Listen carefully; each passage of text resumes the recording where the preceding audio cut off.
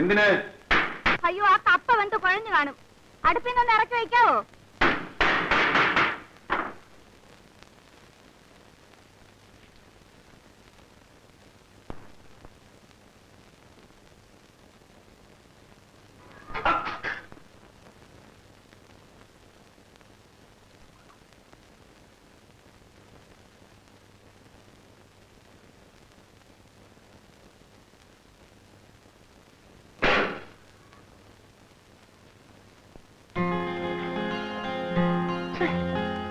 എന്തൊരു കുളിയാ ഇത്? എന്ത് കുളിയാ? ഇങ്ങനെ വാ തുറന്നിട്ടാ കുളിക്കുന്നേ? ഇവിടെ താൻ മാത്രമല്ലേ ഉള്ളൂ. എന്റെ പൊന്ന് തമ്പുരാട്ടി, ആദ്യമായിട്ട് നാണമെന്ന് വെച്ചാൽ എന്താണെന്ന് മനസ്സിലാക്കാൻ ശ്രമിക്കണം. എന്നിട്ട് ഇതുവരെ ശീലിച്ചൊക്കെ ഒന്ന് മറക്കാൻ പഠിക്കണം. പിന്നെന്തൊക്കെ പഠിക്കണം? ഈ ശരീരം മറ്റാരെയും കാണാതിരിക്കാൻ പഠിക്കണം. എന്നാലേ സാർ തന്നെ വാതിലടച്ചോണ്ട് ഒന്ന് പുറത്തേക്ക് ചെല്ലാമോ? പിന്നെ സാർ എന്തിനാ തിരിഞ്ഞു നോക്കുന്നത്?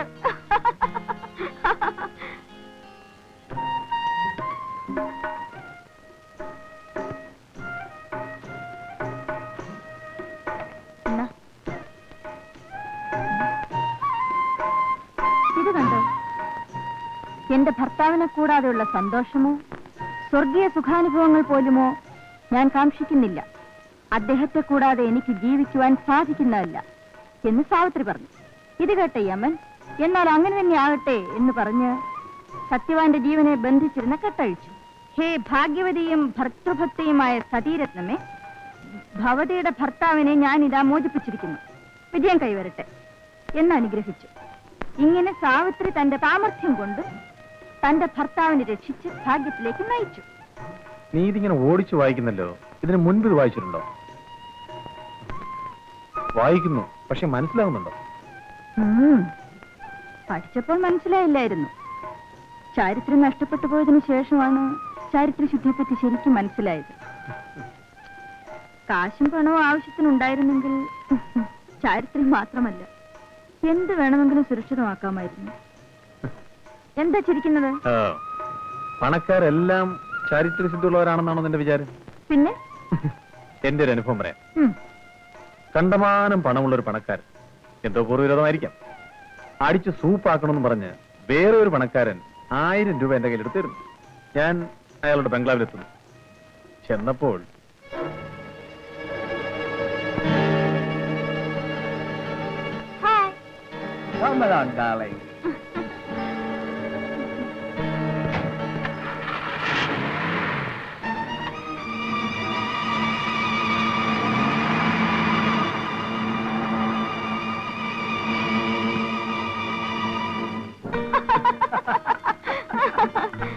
You naughty girl. Hey, you. donkey game? Come on, I'll teach you the donkey game. Come on now. How is it now?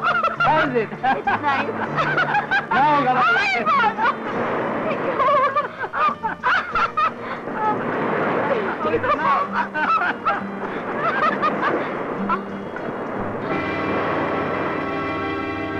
Rajasekharan മുതലാളി, തനിക്ക് ഞാനൊരു സമ്മാനം കൊണ്ട് വന്നിരിക്കുകയാണ്.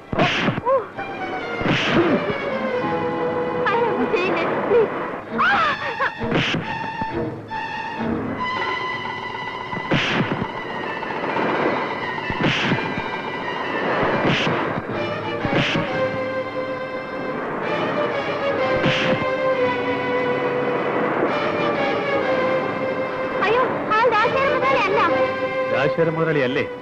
ഞാൻ എന്റെ ഭർത്താവല്ല.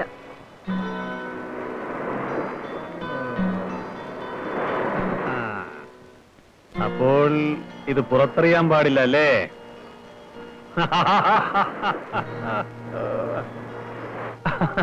അങ്ങനെ അവിടുന്നും കിട്ടി 1000 രൂപ.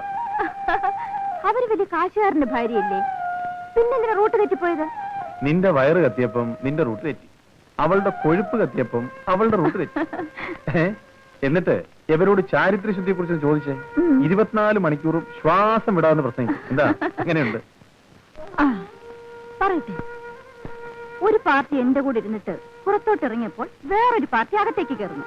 അവർ രണ്ടുപേരും തമ്മിൽ കണ്ടുമുട്ടിയപ്പോൾ ഷോക്ക് അടിച്ച പോലായി. അതെന്താ? അവർ രണ്ടുപേരും അച്ഛനും മോനുമായിരുന്നു. വലിയ ബഹളം നടന്നാണല്ലോ. പിന്നെ എന്തുകൊണ്ടാണെന്നറിയാമോ? എന്റെ വീട്ടിൽ വന്നതിനൊന്നുമല്ല, അച്ഛനേക്കാൾ മോന് 5 രൂപ കൂട്ടി തന്നുപോയി.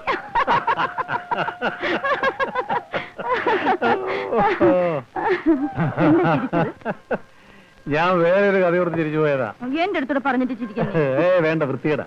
ഓ, വല്ലാത്ത വൃത്തികേട്. ഞാൻ കാണാത്തത്. കേട്ട് കഴിഞ്ഞു പിന്നെ വൃത്തികേടാണെന്നും പറയരുത്. ഇല്ലില്ല, പറയാനേ.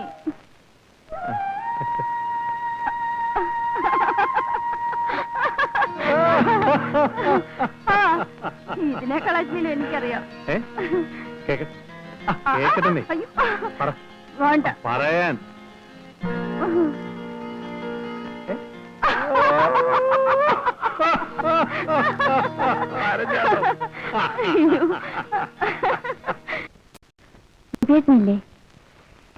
എന്തിനാ മറിയ നീ അയാളുടെ പിറകിന് നടക്കുന്നത്? അയാൾ ചീത്തയാ. ഒരു പക്ഷേ അയാൾ നിന്നെ കല്യാണം കഴിച്ചാൽ തന്നെയും അയാളുടെ കൂടെ അവസാനം വരെ സമാധാനത്തോടെ ജീവിക്കുമെന്നുള്ളതിന് എന്താണ് ഉറപ്പ്? നിങ്ങൾ ജീവിക്കുന്നതോ? ജീവിക്കുമെന്നോ? മാനം വിറ്റ് കഴിഞ്ഞുകൂടുകയാണ്. വിശപ്പിന് ആഹാരവും കൊടുക്കാൻ തുണിയും കിട്ടും.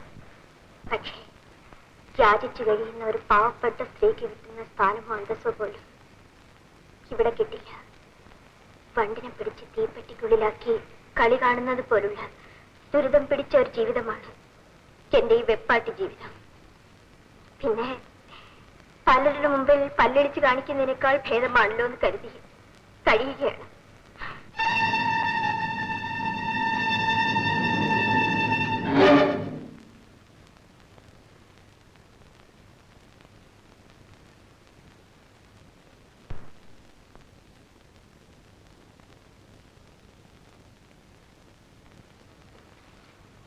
എന്നെ പ്രതീക്ഷിച്ചില്ല അല്ലേ? മോട്ടോർ സൈക്കിളിന്റെ ശബ്ദം കേട്ടതുമില്ല. അപ്പോ നിനക്കും ഇവിടുത്തെ ജീവിതം മടുത്തു. സമയത്തിന് ആഹാരം, ഇഷ്ടം പോലെ ഉടുപ്പ്, എന്റെ കൂടെ കിടക്കാൻ ഫോമിന്റെ മെത്ത, ഇതിൽ കൂടെ നിനക്ക് എന്താ വേണ്ടത്? എന്ന് നീ പിറുപിറുക്കാൻ തുടങ്ങിയോ അന്ന് നിന്റെ അക്കൗണ്ട് ക്ലോസ് എന്ന് പറഞ്ഞ ഓർമ്മയില്ലേ?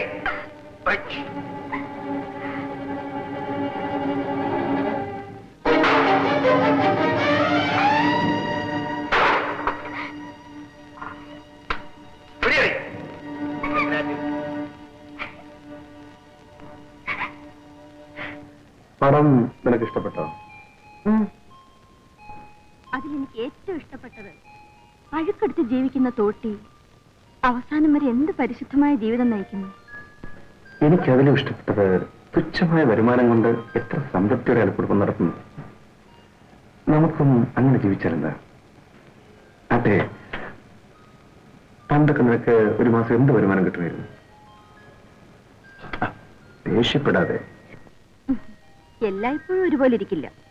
പെരുന്നാളോ ഉത്സവങ്ങളോ ലീവ് ദിവസങ്ങളോ പിന്നെ സമ്മേളനമോ എക്സിബിഷനോ വല്ലതും നടക്കുന്ന ദിവസങ്ങളിൽ വരുമാനം ഡബിളാ. അപ്പോ ചെലവ്? എന്റെ സ്വന്തം ആവശ്യത്തിന് ഒരു 50 രൂപ ചെലവായാൽ അമ്പലം, നേർച്ച, ദാനധർമ്മം എന്നിങ്ങനെ ഒരു 100 രൂപ ചെലവാകും.